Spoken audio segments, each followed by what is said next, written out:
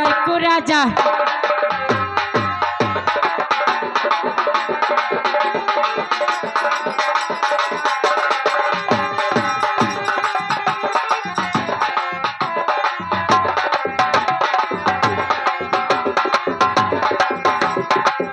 बहू न दिए पत्थर को राजा दिया बहू न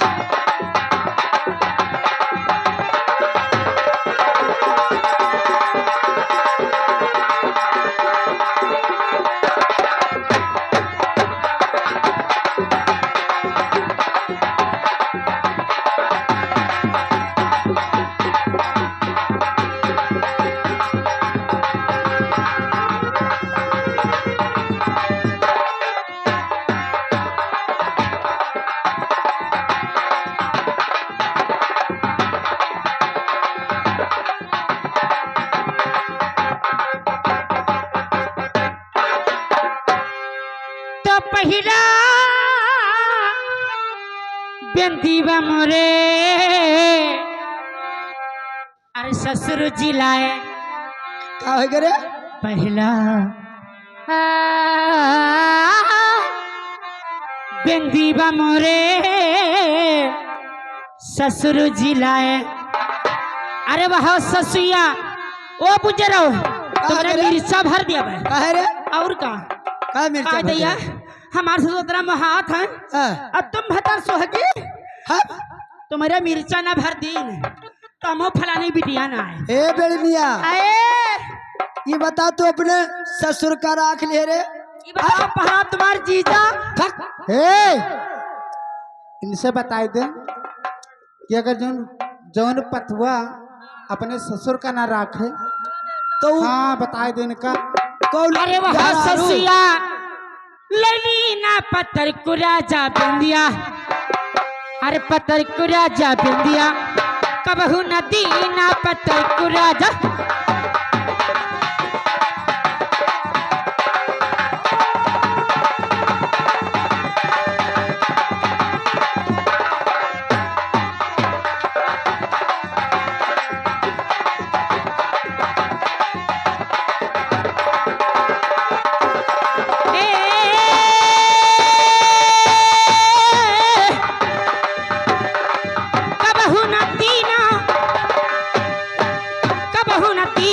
पत्थर को राजा गंदिया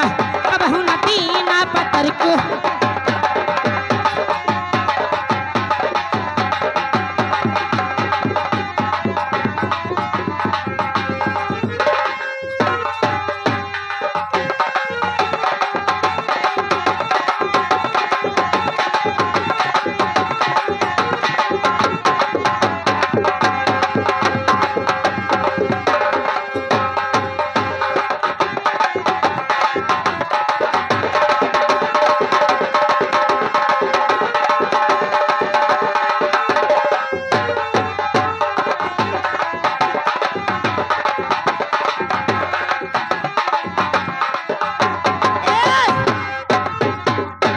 सवार को सिवान पाई गई।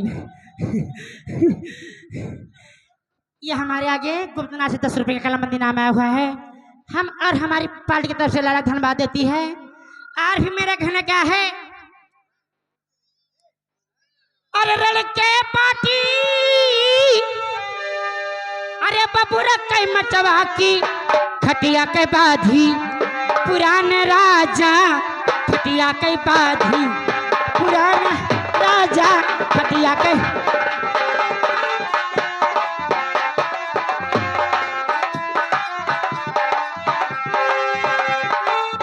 खटिया के बाधी पुराने खटिया महारानी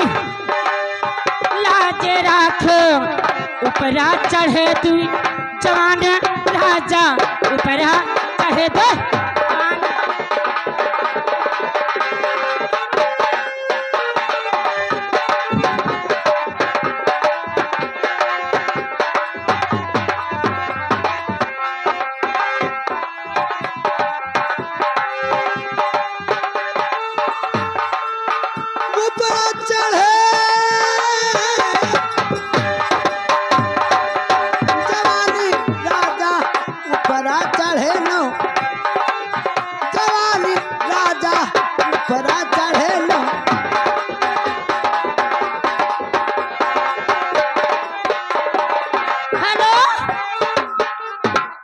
और ये आगे हमारे ननके, ये हम आगे श्रीमान ननके की तरफ से 10 रुपए का